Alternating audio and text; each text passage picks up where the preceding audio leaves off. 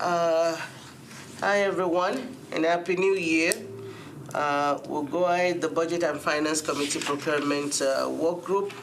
Unfortunately, some of my work group members are not able to make it. A whole lot of meetings and commitments, I believe. But the good thing is that this is always recorded, and as a result, people can go back and watch it. And so for that reason, we'll go ahead and get started and not delay it. So I want to thank you guys for joining us. For the last couple of meetings, what we've done is talk to departments and to get their take on what their understanding of the process is. We also talk to them about what are some of the issues that they've been facing or that they see as it's come to the procurement process. And so we had very good meetings, and so I'm so glad that both of you are here. What we want to do with this particular meeting then is that we want you all to respond to some of the stuff that people have been saying, but more than that, tell us what you've been doing, what the process is. And I know when you first started, Dennis, you showed me the strategic plan, which I think is amazing. But this is an opportunity to go over it, let us see what it is, and then hopefully some of these questions that people have already answered. So I'll turn it over to you. Okay. Thank you, council members, for I appreciate the opportunity to come and present our FY 2025 procurement strategy update. And so, as you are well aware, I came on board with Metro as the purchasing agent on February 26th of 2024. So, roughly a year in the seat. And so, what I'd like to do is share with you basically a strategy update of where we're currently at. So, it's important for me that we have a theme. So, in procurement, we have 4 different basically sub-departments that support the metro departments. And so these actually interact with each other in a lot of different ways. And so the theme that we have going into this year is one team, one boat, one direction. So everything that we've been doing going forward, team building, all the Kaizen activities that we've been doing, we basically want to have cross collaboration within our own department. And it's actually been amazing how the team members are learning from each other as we go through the process.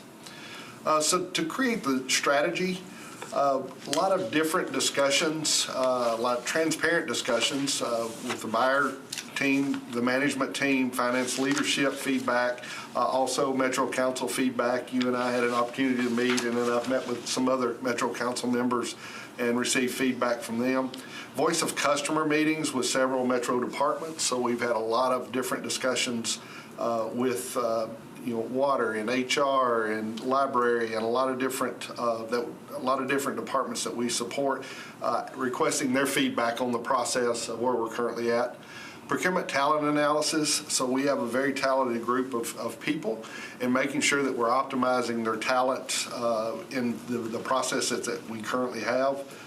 Escalation investigations, when we misfire, we need to figure out why. And so usually I'm involved in these discussions and making sure that from a process perspective that we're putting countermeasures into place when we do have issues related to projects. And then ultimately using some Six Sigma tools, using YYY analysis on meeting efficiencies, on process flows and approval flows going through this. So all of these items help us set the strategic planning process.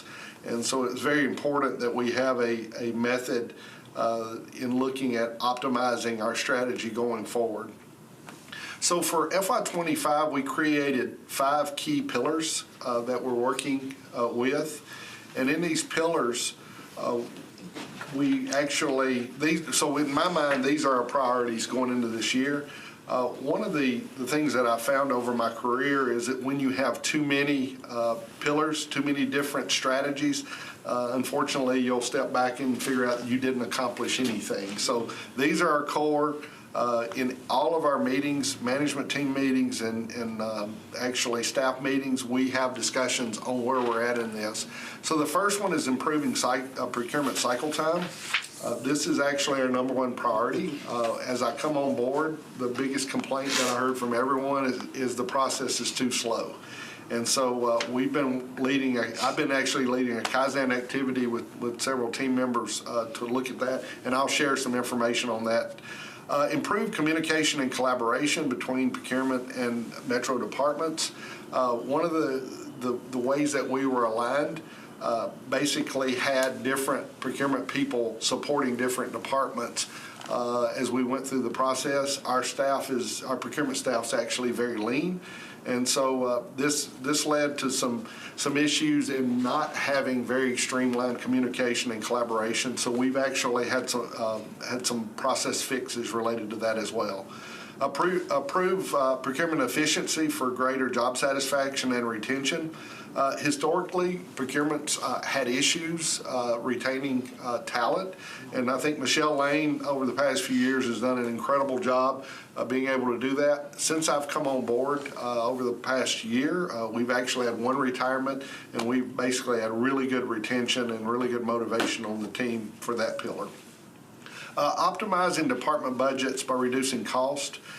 From a procurement professional perspective, this is our job, is to drive value for the departments. And so I take that responsibility very, very seriously. And I think we've actually done a lot of things within the last several months that have actually reduced budgets and reduced cost on some of the activities that we've got going on. And then the last one is accelerate procurement training. What we've found is on our side, it takes too long to have a new person come on board to where we're actually have them optimized. I think also on the department side, there's a lot of people that are moving, a lot of different moving parts, attrition, things like that. And so we actually also need to accelerate the training that we're doing for our departments as well. So for this slide, I'll go through just quickly some of the activities per each pillar. So as I mentioned, we developed a cycle time improvement Kaizen, which is now complete, and I'll share with you the data related to that. We developed buyer department alignment. So in other words, if you have an HR organization, they now have one buyer that's basically supporting them. This has actually worked very, very well, the departments, and I think in some of the interviews that actually was very well received. We're seeing really good collaboration and communication improvements based upon that.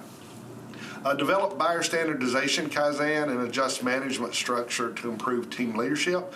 So we have a Kaizen in place trying to standardize the process. So one of the feedback items that we had from the departments is that each person they work with in procurement had sort of their own way of doing things. And so we're working on develop some standards in the way that we're operating. And actually this Kaizen is in process, and we look forward to seeing the information come out of that. Positive budget impact through cost reduction activities. We've actually had a lot of escalation pushback. We actually, we're holding suppliers to contractual obligations.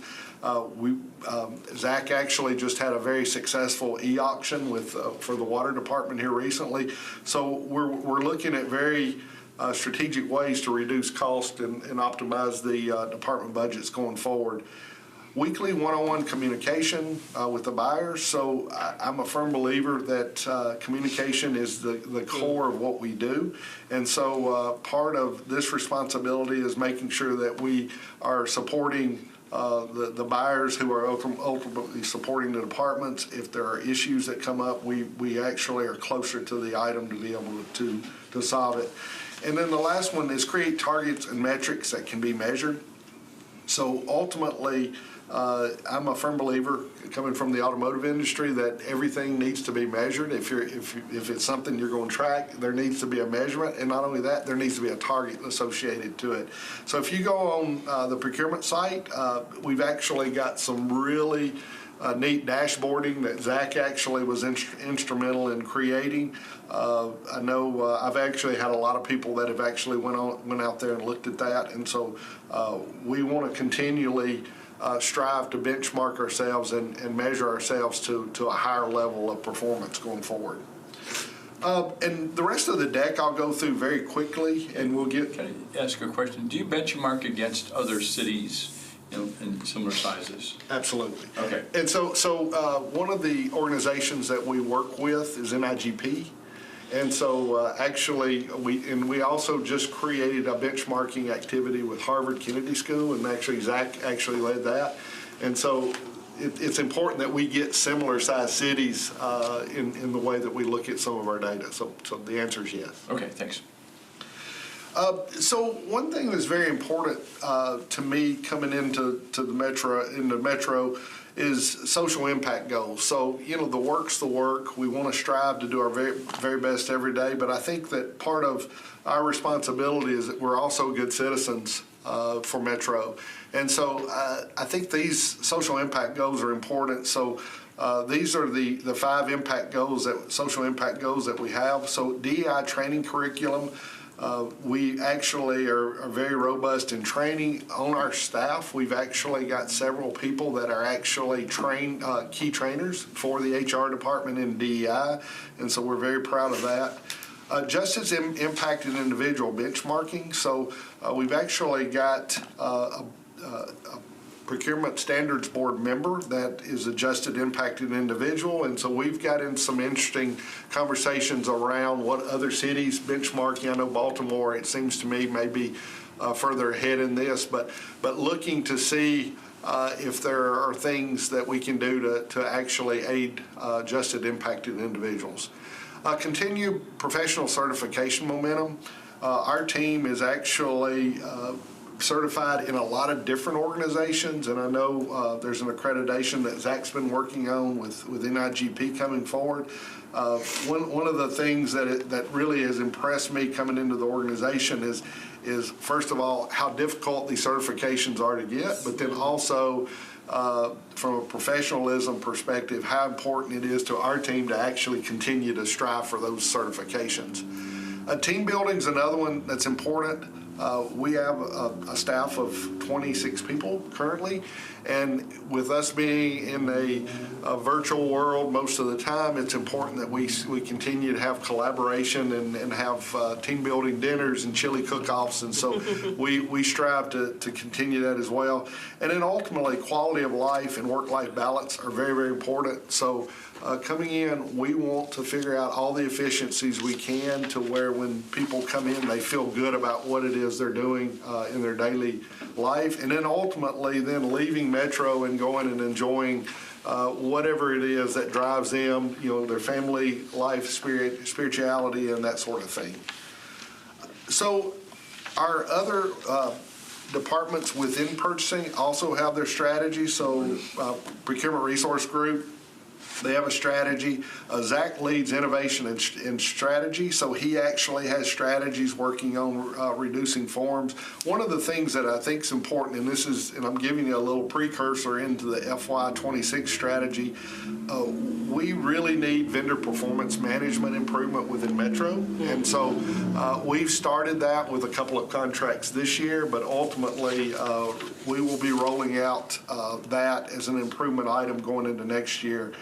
Improving the way we manage contracts and ultimately developing key performance indicators to monitor that. Yes. You might get to this, I apologize, but it just triggered. A lot of the problems we have is tracking or tracing. All of a sudden we'll get a contract. I don't mean to interrupt if I'm out of place, but it seems like we're always getting behind. All of a sudden it's due. We have to make decisions. Do you have a better tracking, tracing system to anticipate some of the major contracts coming up in front of us? I can take that. So I'm sorry to interrupt. No, it's okay. It's one of the things that people were talking about, so we're going to get that. there are only certain contracts that come to council for approval. So waste contracts, sole source contracts above $250,000, outsourcing or privatizing government service contracts. It's actually a very small subset that come to council, and those sometimes, and I agree, those sometimes come to council after they have expired, and that's less than ideal, and we like that as little as you do. The reality is there's some negotiation that's back and forth. The way that we handle this on the front end is starting at 12 months out. Every department At 12 months out from contract expiration, we'll start to get a notice from our team that says this contract is expiring. We need to know if you're going to rebid it. And we send those responses at 12, 9, 6, 5, 4, 3, 2, 1 to say, to try and get ahead of that, because it's also important for us to be able to plan our workload, because we don't like sending things to you that have already expired, because generally we also have to put a Band-Aid contract in the center of that. Right. So we do try to deal with that on Okay. the front end. Just to know if there was a way to accommodate that, only because it becomes some technology things become difficult very last minute, and we sort of feel like we're behind. Absolutely. So BAO also has, the Business Assistant Office also has strategies in place. Business Development and Outreach Engagement Strategies also have strategies in place related to metrics. I just wanted to touch on those because I'm sharing with you the total procurement strategy, but then under that is additional strategies. The next part, I want to get into the Kaizen activities and process improvement that we've been working on, and I think this would actually tie into some of your questions. I think you may have some other questions. So basically, the cycle time Kaizen, we wanted to develop standard processes from start to finish, ultimately document for training, identify best practices, identify process flaws and bottlenecks, which I think we've done a really good job of doing that, and then ultimately create targets for improvement going forward, improve department communication when time delays occur, and then improve sourcing specifications on the front end. So there's several things that actually tie into exactly what you're saying. The timing, 1 year out seems like a long time. But ultimately, I'll share with you some timing data that where we started and where we're currently at to sort of give you an idea of this. So team members, I'm actually leading this activity. So if you look at the total procurement cycle, we're upwards of 300 days for some of the large RFPs that we have going out. And so this is based upon complexity. So when you have an ITB, usually it's a good that you have a very standard specification. Honestly speaking, the timing for this, for me, is still too long. And so as I go through, I'll share with you now what we've done and explain to you what we've done with the cycle time activity. So we broke down for this, we actually Can you go back to the last slide? Absolutely. Question? No, I'm looking at, so you have the solicitation and then you have the action. So is the solicitation when you're still trying to get the contract?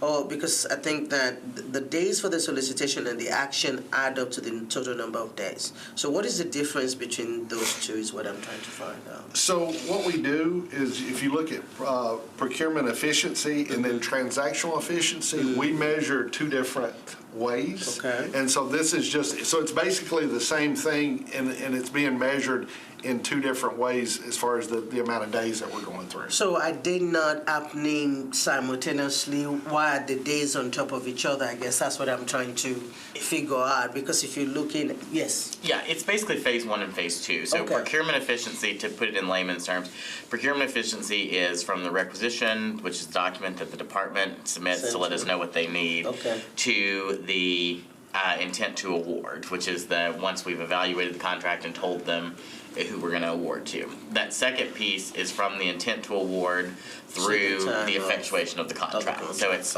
requisition to award and then award to contract execution. All right. And this might actually help explain, this next slide may actually help explain it a little bit more detail. So we broke down basically the process in 7 different steps that we're actually tracking today. Okay. And so what's highlighted in green are the items within procurement that we have most of the control over. Okay. So in other words, one of the statements that I've been making is procurement owns the entire process. We only control a portion of it, right? Okay. And so if you look, so it basically step 1, average of rec received to rec assigned. So this is ultimately us getting the information in and then us getting it signed. Yes. The second one, average of rec assigned to completed solicitation documents received. So this is where the departments are giving us the solicitation documents. In a lot of cases, this is a back and forth. This is, I mean, depending on the departments and the complexity, this usually takes some time. So each one of those in green, in my mind, I consider to be procurement-led activities. When you go over into the yellow portion, step 6 and step 7, so this is, so intent award basically is where procurement is saying, we're done with the process. We have completed the procurement process. Okay. Now the rest of it, it goes into legal and amendment, basically contract negotiations and that sort of thing. And so what we've got highlighted in yellow is ultimately not really in our control. And so if you look at the process, so what we've done is we've said, okay, we don't control the step 6 and step 7. We basically are passing documents back and forth. So what we've done is went, the numbers down below are our new targets for each one of those items. So basically, step 1, we think the target's 10 days. Step 2, 35 days. Step 3, 11 days. And keep in mind, as we go through and set these targets, some of this is when we're passing information back and forth through the department, which is exactly what you're alluding to. There's a lot of time that takes in that where we might send something to a department. They may have somebody on vacation, a key person on vacation. We may not get it for a few days. And so ultimately, what we're wanting to do is just consider step 6 and step 7. The timing is the timing. We respect Metro Council approval. That takes, time to do that. Clerk filing. And so what we've done is we've basically streamlined the procurement step 1 through 5 to where that target is ultimately the target that we're holding ourselves, but then at the end of the day, we're shooting for a 180-day blended target going forward. So this is roughly a 3-week improvement to the total blended process that we think we can actually achieve. So going back to the point about the timing, and it takes a long time, in our mind, all things being equal, all solicitations should take 6 months. Some less, some more, depending on the complexity, but that's what we're actually shooting for. Is that blended time including the legal and all of that? Is that Correct. what you're looking at? Correct. For everything from start to finish, no more than 6 months? Correct. And I can tell you, my team is very nervous about me sharing this. And so I think that one of the things as leaders that we have to do is when we run it back to the point about when you have a department that maybe there's some issue, it needs to be brought up quicker. There needs to be a countermeasure to make sure that we have a process flow and not a process stop in the process. Because that's where the escalation comes Absolutely, into play. absolutely. So that at least the sooner you know, sooner you can start working on finding out what the bottleneck is and trying to solve it within that time. Absolutely. And to be honest with you, so part of the problem, I've got full staffing, and I think in the last meeting, one of the items that was brought up by the departments is procurement needs resources. Yes. Right now, the resources that we have, we think we're probably at 36% less manpower than what we actually need without Choose How You Move. Okay. And so Choose How You Move right now is a different animal, and we'll deal with that as we go through. Any other questions on this? No, and I guess this might be the next step for our conversation, Ms. Darby, is that these 70 days for legal and supplies and the rest of them, I think there needs to be a conversation as to that 70 days. Why is it 70 days? And in order to be able to achieve the 180, did you account for that as 70 or did you account for it as a reduced time? I accounted for that procurement at this point, I don't control that. You don't control that. And so if that can be improved, that's That beautiful. would be good. That's even. And I think that could be a follow-up question to this conversation as well. It would be interesting to know what it is that take that 2.5 months on that side too. So it might be a follow-up conversation or question. I would just make the note that that's not, because I know sometimes when you see these numbers, they look big, that is not necessarily an inappropriate amount of time. I don't want you to get the impression that it's sitting on a lawyer's desk in legal during that time. Most of what's happening during that 70 days is a back and forth between between Metro and between the supplier. That is a contract negotiation period, and that is a perfectly appropriate thing to do. So I don't want to give the impression that there's some action that needs to be taken there. Most of that time period is contract negotiations, which just by their very nature do take time. Well, I mean, the essence of the work group is to find ways to streamline. And I said this from the first meeting that our goal is not to assign blame, but to see if there are ways to make things better. And so we could get to legal, and they may say that they need something from procurement, or they may say, I don't know. But I think that in order to be able to make performance improvement suggestions, you cannot stop in the middle of a process. You have to look at the process from the start to the finish. And so if there's nothing there, there's nothing there. That's what it is. But I think for me, it would not be right to say we stop here and we didn't look at it all the way to the end. Does that make sense? Sure. Since all of that impacts the timeline that we're looking at. So I think, again, I'm not blaming legal. You know what I mean? Yeah. But I think it'd be good to just see what that looks like so that we have a comprehensive conversation. So, but thanks for saying that. This is a separate question. So, sorry. Are there shared procurement opportunities with other cities in Tennessee? Does that ever come up? I come from Marriott Hotels and hotel background where we shared, we sort of took and leveraged larger opportunities. Is there opportunities in places like that? Or am I getting out of the box here? No, you're not. I mean, we buy off of cooperatives fairly regularly, and those that's one of the things that comes to you for approval. And that's where you're using the leverage of multiple cities inside of those cooperative entities. Okay. Inside the state of Tennessee, we have the right to buy off of Metro contract or for other cities or public entities contracts, but frankly, it's very rarely advantageous for us just because it's much more advantageous for them to buy off of our contracts. That's right, yeah. Because we have better scale than they do. But there are some things that if we need quickly, like the Election Commission needed RFID trackers, we were able to locate a contract in Wilson County and leverage their contract to get us through the election season. So if we do use another city's contract, it's usually about speed and giving us some runway to get our own solution in place, just because we have a bigger scale. I'm just looking at the 7-county MSA. When you look at, 800,000 to 2 million, is there a place that provides that opportunity to scale and leverage our space?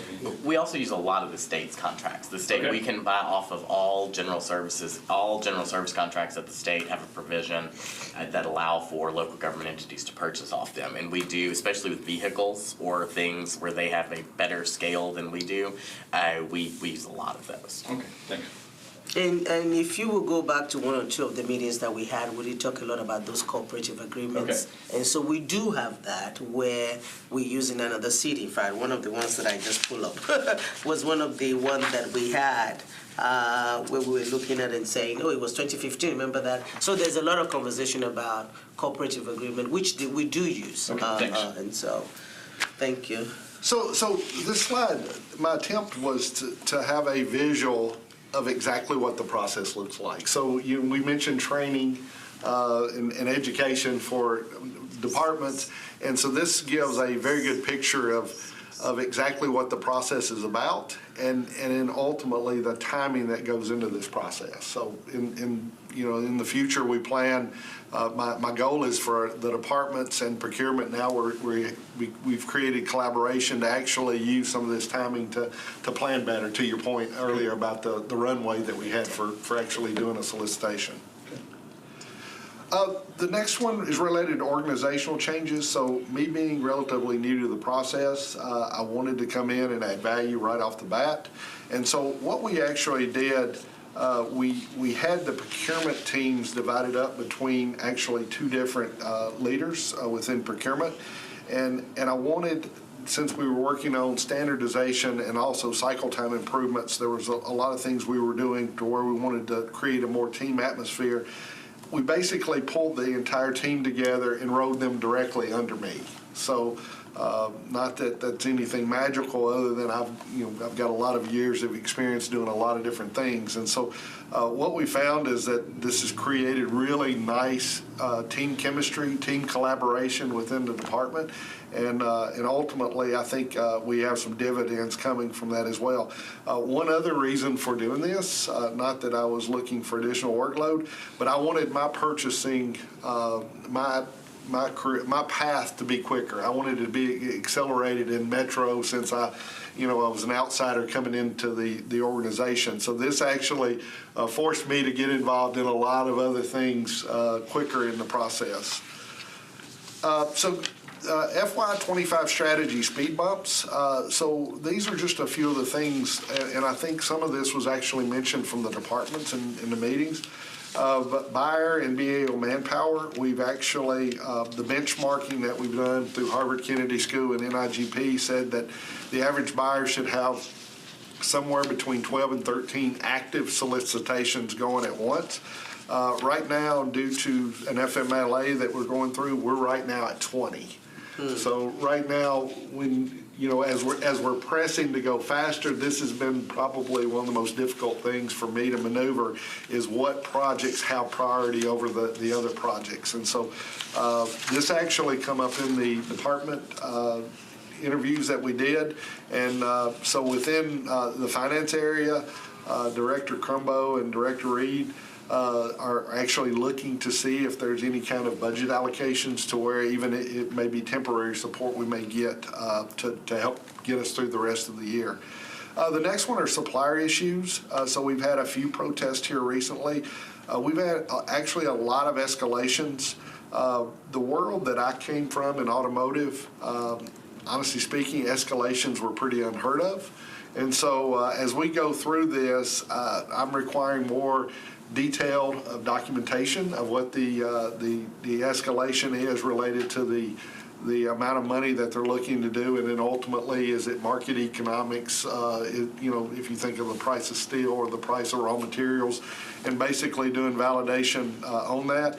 And then ultimately, we've had some underperforming suppliers that we've been dealing with recently that I've actually gotten involved in indirectly as well. And then department turnover. So one of the things, and I don't think people realize it, but within our departments, when you have attrition, if we have a key person that we're dealing with that knows how to put together a solicitation, when that person leaves, usually there's not lag time or transition time for somebody else to be trained. So ultimately, as procurement, we have to take them through the process and sort of guide them through what that looks like. We have some departments that actually will have backups, but some of our smaller departments simply don't have the number of people to be able to have that. So when we have department turnover, it actually has a really negative impact on the procurement process. So I taught at TSU for a while, and they have a pretty big supply chain management group. And I don't know if that entered into the potential of getting interns and getting people that help support. In fact, they're over the Avon campus right here. So just a thought process is I don't know how far that would work into it, but I know they have a fairly large supply chain, about 150, 200 students. I suspect there is a lot of interest of, maybe supplementing or jumping into doing, administrative work. So just a thought process, and again, they're a very robust department with a lot of kids. Okay, thank you so much. That's good information. So I want to celebrate the wins also, and I want to thank Metro Council for the very first one. The delegated purchasing authority increase was $25,000, recently increased to $50,000. The go live for this is February 15th, so we actually have to do some department training on this process, and Zach's actually been leading this. From a procurement perspective, the departments are very excited about this increase.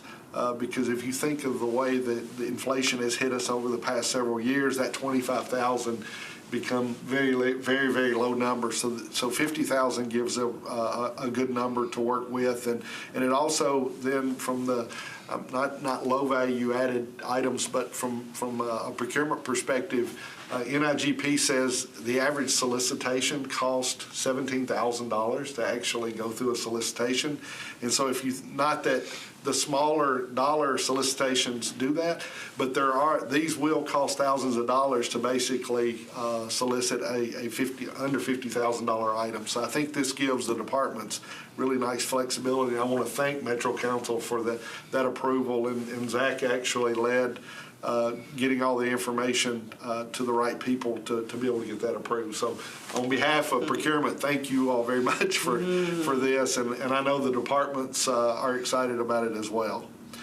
Improved communication and collaboration. So the buyer department alignment is paying huge dividends. We actually had a meeting today with Shannon Hall and the HR team.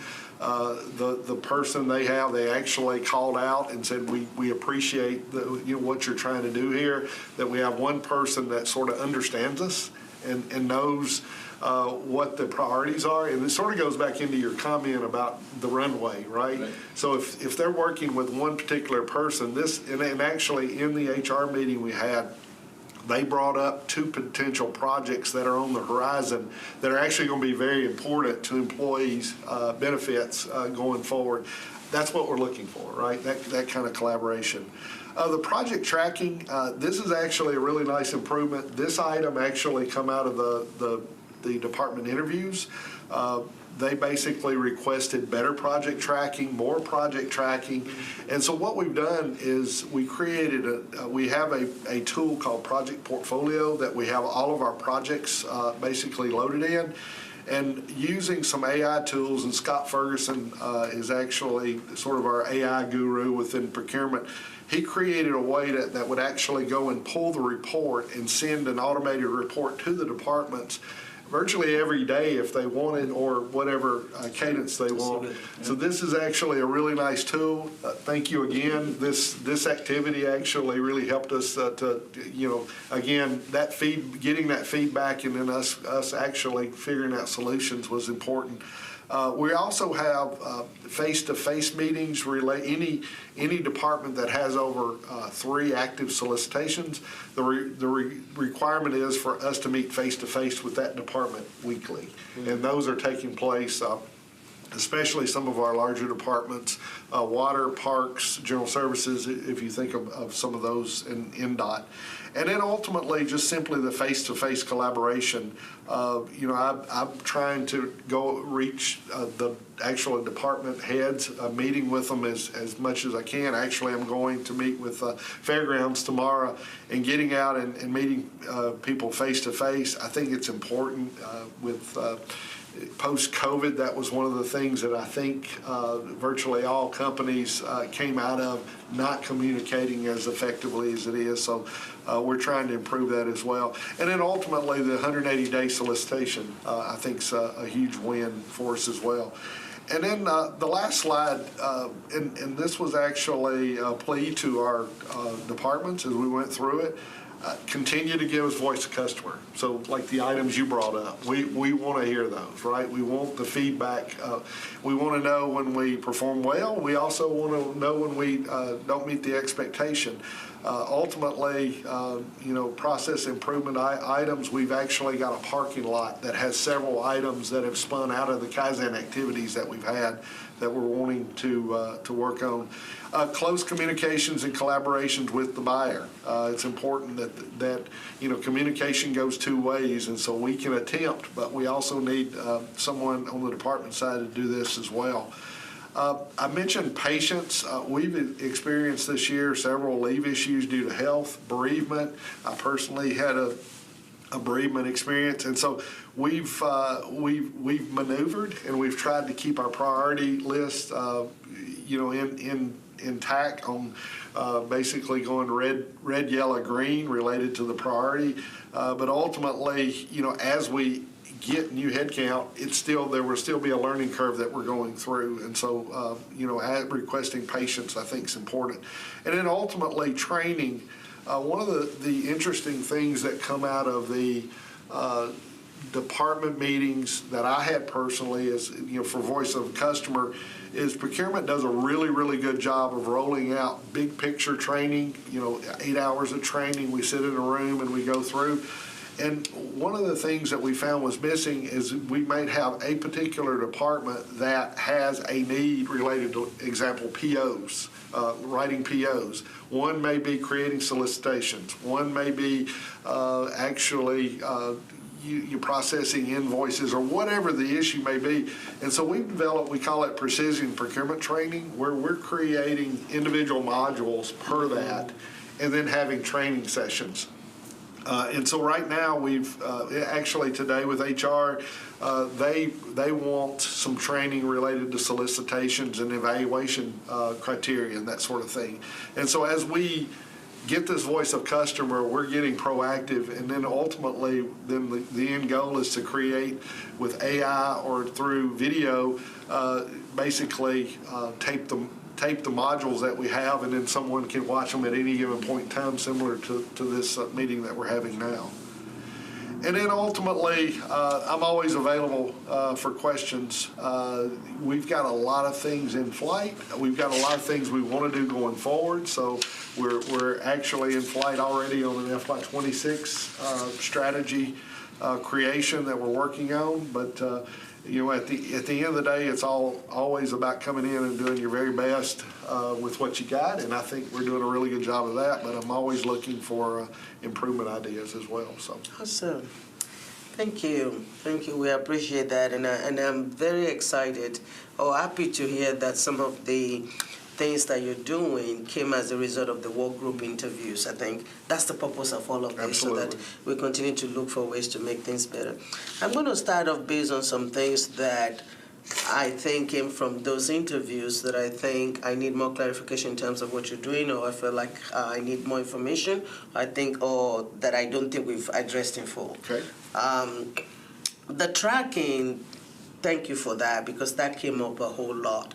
And so what you do have now is a system where if I want to know where my contract is, at what point, who it is with, they can now call someone in the procurement department. They can get that. Is that what you now have, the project tracking?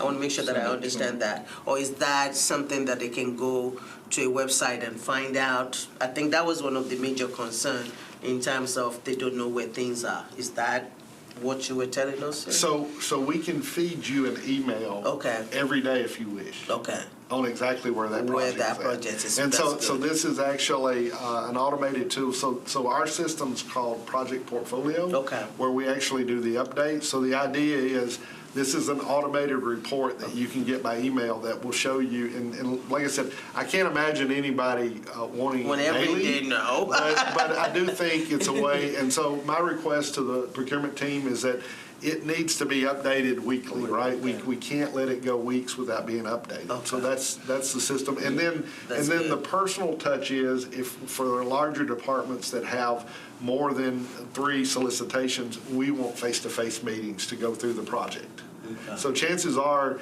those larger departments, their projects are probably more complex, and so it requires a lot more, I'm going to say, discussion of the things that are going on, during the process. So it's a start, and I think that, and I think that answers most of the question from the department. As long as they know where things are and they can call you at any point in time to get the email, I think that will satisfy the department. Now, on the training, one of the things, and I'm so glad to hear about the departmental training and the precision training and all of that.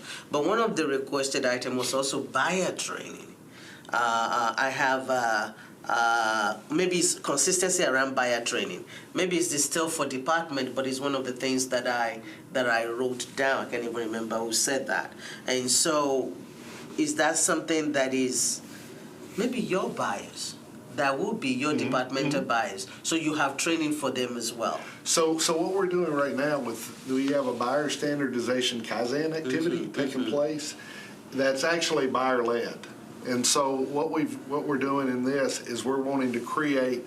So if you think about steps 1 through 7, there's got to be a best practice related to those. And we're wanting to find the best practice and then ultimately adopt the best practice, and then also adopt the training methodology to that best practice. So we're trying to actually do two things with the activity, and training is an important aspect of it, because honestly speaking, with the size of Metro and the size of Metro procurement, we can't have somebody take 9 months to get up to speed in doing the procurement job. And so we're wanting to improve that as well. But creating the standards for me is the most important aspect of it. Okay.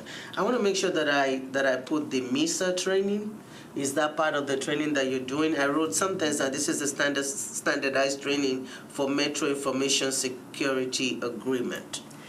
I think I would refer back to what I think I said at the previous meeting, which is ITS owns the MISA agreement.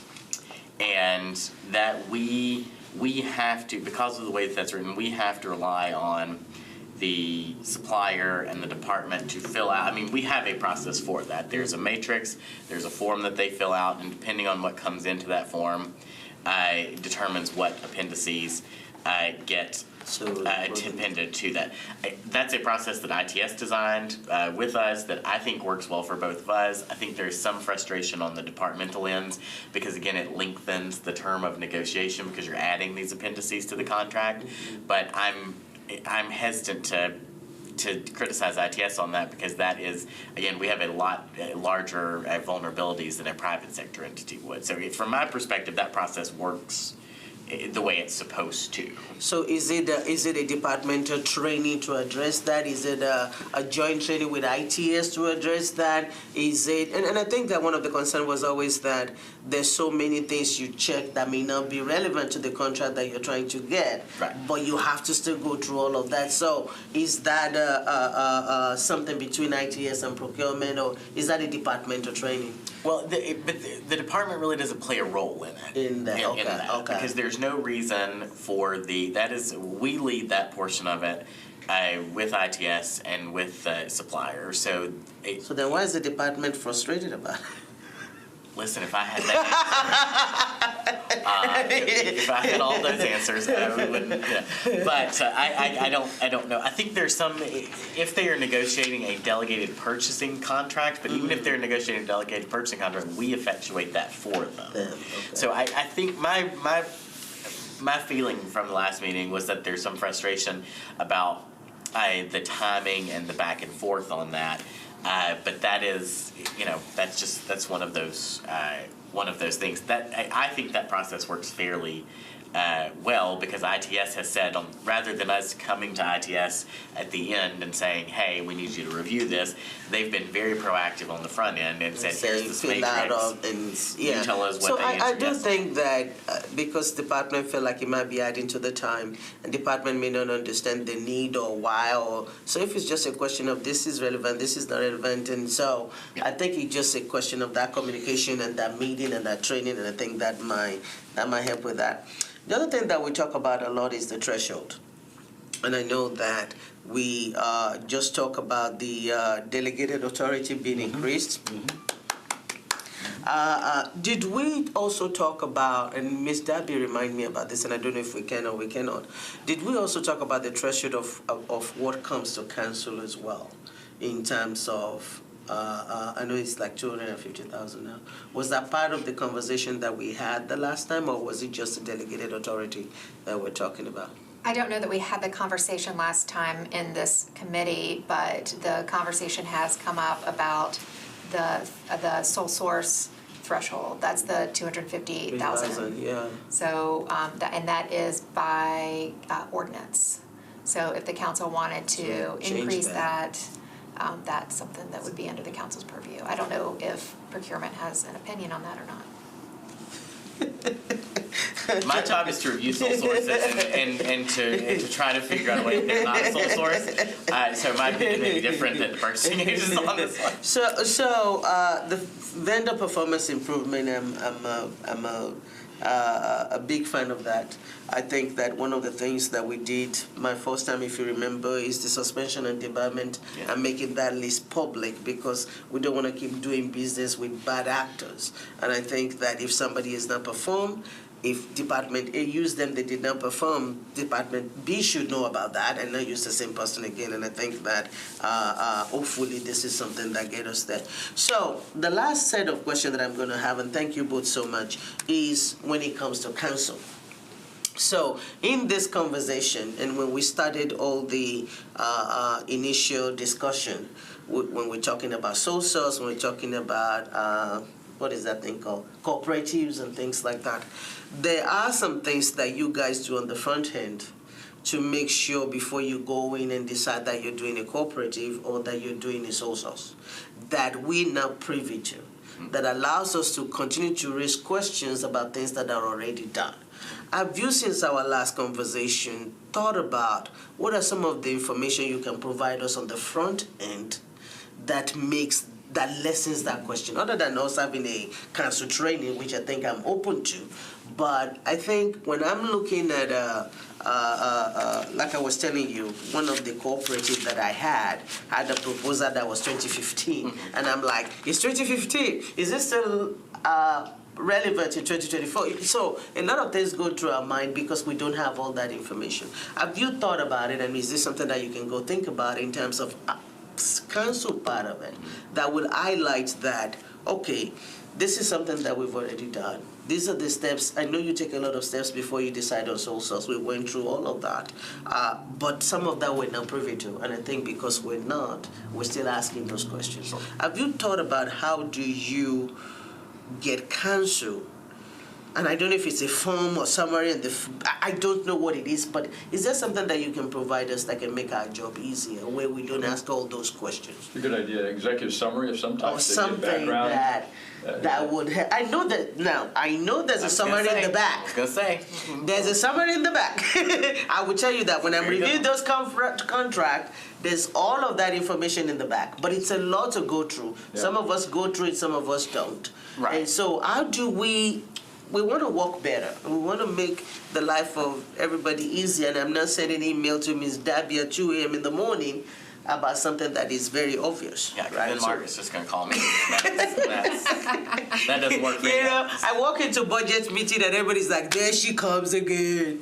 You know, but some of this, Sure. Have you thought about that? So one of the, I would go back to, we do, you're absolutely right. So on the, we talked to you, I think, several months ago, and we started producing a memo for every cooperative contract that came through, because there was some question about whether those contracts had been kind of competitively bid, and we realized that people didn't understand the process that it went through, so we now produce this standard memo for every cooperative that says, here's who the lead entity is, here's how many competitive offers were received, here are the reasons that we think you should approve it, and that's appended to the legislation itself.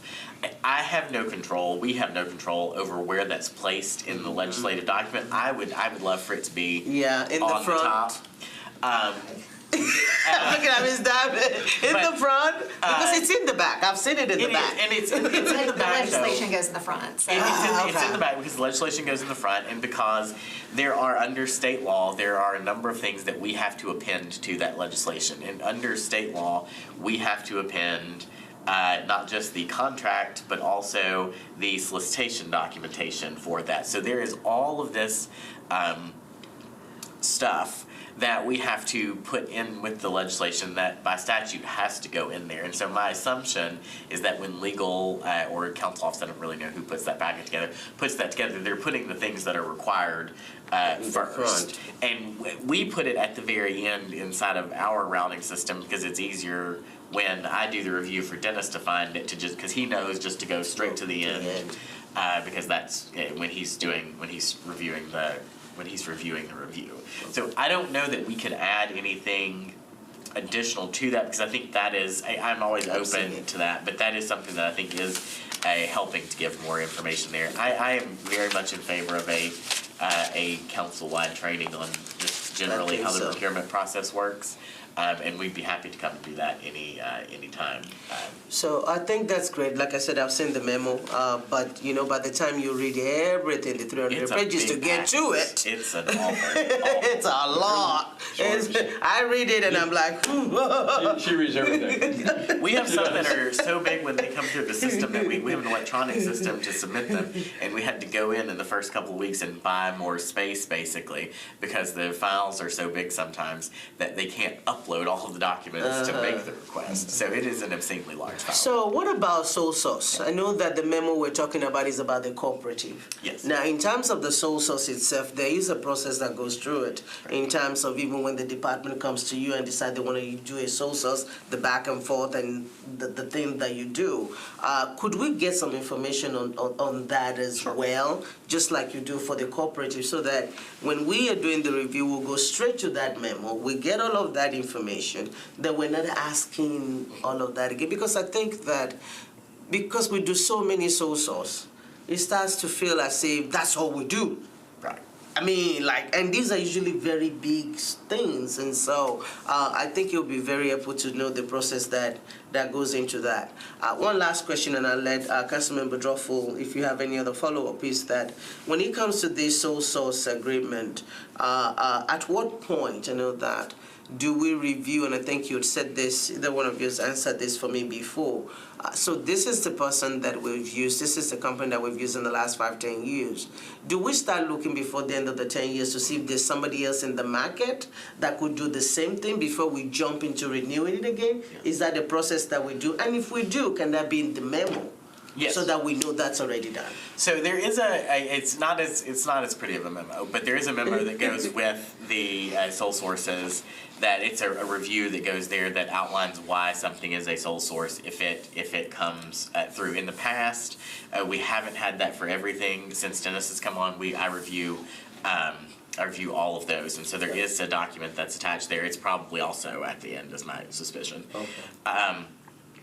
Those when we're reviewing those, I work very hard to deny any of them because we really want to solicit competition where we can, and there is no sole source that the city has that automatically renews. Every sole source has a maximum term of 60 months, just like every other contract. The only way to go beyond that would be to come to council and have you all take some action on that, because not even the purchasing agent has the authority to extend that. So that would have to come. Yeah, but by the time we get it, you know what I mean? Like, it's like we'll feel like this is the only one available. There's no other place to go. I think it would be good to have the information that says that, you know, 2 years ago we looked into whether there's somebody else that could do this. And one of the things that you also told me is that, which is one of my concerns with sole source, is that if a vendor felt like they're the only one, does that mean that we're tied to their price and we don't have any negotiation power? Which you said no, there's still a lot of back and forth. I think it would be good to know that all of that is happening in some form or fashion. And one of the things that we did after we talked to you the first time, probably about a year ago, is we went to the Procurement Standards Board and said, listen, we have these sole sources that are taking us 2 years to negotiate, because once you've told somebody they're the only source for something, you lose all leverage to negotiate for somebody else. Yeah. And so we changed, and this is where it's helpful to have a board that has your back on things. We changed it to where suppliers, if a department is going to request the use of a sole source contract, that supplier that they're requesting has to agree on the front end to take no exceptions to our standard contract terms and agreements. Okay. So they can't have any additions, they can't have any subtractions, any modifications. They have to accept the terms as we offer them to them. And that has meant that a lot of sole sources that might otherwise have been sole sources have been sent back, and we have taken a not unfair amount of grief for that. But it has put the leverage back in our hands. So we are able to take that. You know, we were able to modify our process to where we take some of the leverage back on those sole sources. Awesome. And I think if you go into the dashboarding that we mentioned, you'll see how many has actually been rejected. We have tracking on all that. The dashboarding is actually really nice. Going back to the cooperative, just one comment from my perspective. When we went to NIGP, no doubt there were big cities. Houston is the one that jumps out at me. I think Tucson, where you could tell they had cooperative sourcing strategies. So in other words, there were certain things that they knew. Actually, for FY26, this is actually an area that I want to create some more strategic sourcing initiatives. And so prior to coming into, so the idea is we're going out studying what commodities make sense. And in a lot of cases right now, I use the example, I think in the last meeting, we bought snowplow equipment off of Minnesota State contract, right? So think about the bundling That's right. opportunity. And so I think there's opportunities out there that we can capture some enormous savings on going in optimizing budgets, but we need to be more strategic about it. So that's my goal going into next year. And actually, we've already, Zach and I have had some discussions, but then there's some things that we're going to do out in the industry to actually enhance some of the things we're doing as well. Awesome. Do you have any question? No, I think I answered them as I went along. Appreciate it. Yeah. I think as you outlined, Council Lady, when I've been in budget finance like you have for 6, and you're on top of more, but having that information ahead really prevents a lot of discussion that we don't need, because now we know you've answered a question ahead of it. And I think if there's a place for that, it really saves a lot of time. Yeah. So. Perfect. Thank you. And I think what we're going to do is when we have the council training or whatever the next step is, you will need to show what that memo look like so that we can take a beeline and know what that is. That's right. So the last question I'm going to have for both of you is this, and I don't want to finish the conversation without asking, what can we do to make your job easier?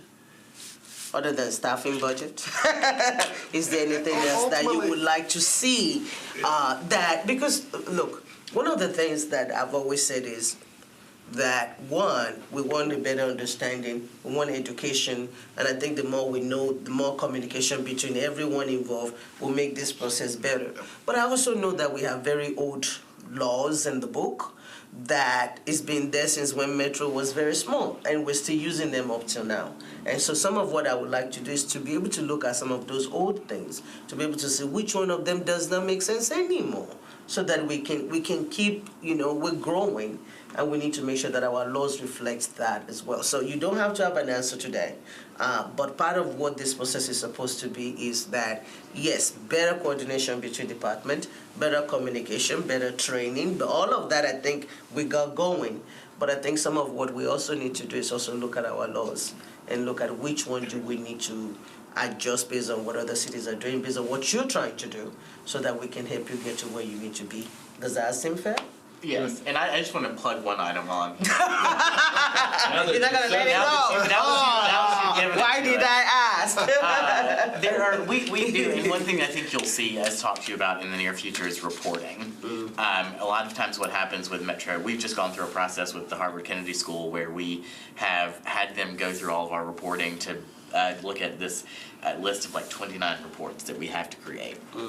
And it's on everything from reams of virgin paper used, which is a nonsense metric that some well-intentioned person put into the code a long time ago, to things that are actually relevant. And we've had them basically try to benchmark that against what other procurement organizations are reporting. And so I think over the next year, one of the things we would like to do in order to free up some staff time is look at these reports that have kind of piled on year over year over year, and decide what adds value and what does not. Because we do spend a not insignificant amount of time creating reports that frankly I think you all probably don't look at. Yeah. Because I wouldn't look at Metro. Yeah, and there are things that are online. Yeah, they're well intentioned. It's something happened and you had somebody create a report. But after all, at some point it just becomes me sending you a report that you don't read. Okay, all right. Well, let's work on that. Yeah. Again, honestly, I'm very excited about a lot of things coming out of this that we're not going to solve every problem, but at least we can make some things better. And I'm already